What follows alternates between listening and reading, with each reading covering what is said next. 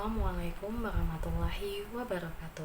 Alhamdulillahirabbil alamin wassalatu wassalamu ala asrofil anbiya'i wal mursalin wa ala alihi wa sahbihi ajmain. Amma ba'du.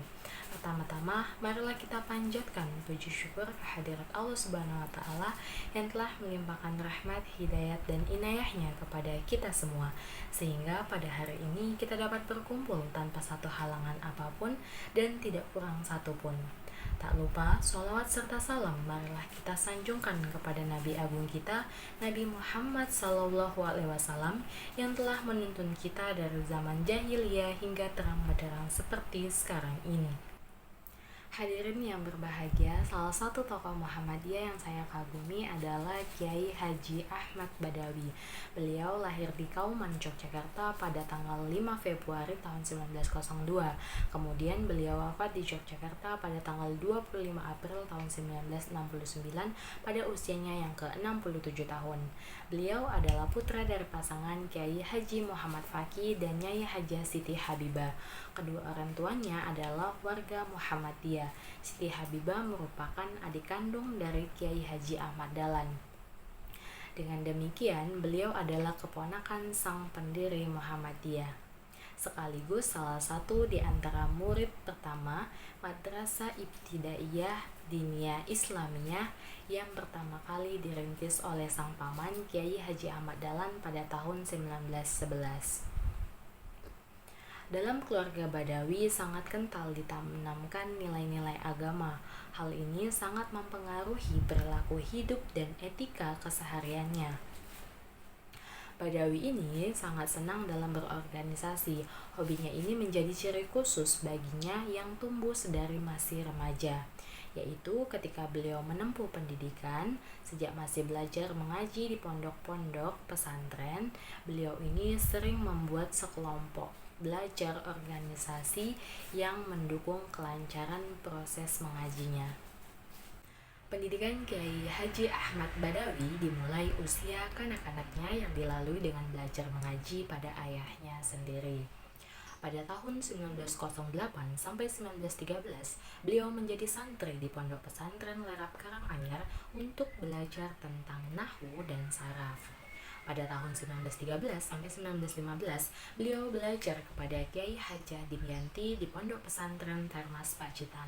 Pada tahun 1915 sampai 1920, Ahmad Badawi mondok di pesantren Besuk, Wangkal Pasuruan. Beliau juga belajar di pesantren Pandean Semarang pada tahun 1920 sampai 1921. Pendidikan formalnya hanya didapatkan di Madrasah Muhammadiyah yang didirikan oleh Kiai Haji Ahmad Dahlan di Kauman, Yogyakarta, yang belakangan ini berubah menjadi Standard School dan kemudian menjadi SD Muhammadiyah.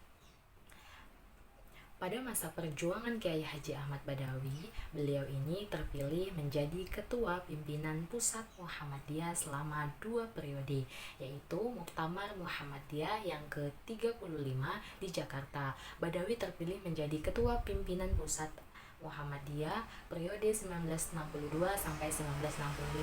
Selanjutnya Muktamar Muhammadiyah yang ke-36, beliau terpilih di Bandung menjadi Ketua Pimpinan Pusat Muhammadiyah periode 1965 sampai 1968 yang mengembangkan Muhammadiyah di bawah pimpinannya.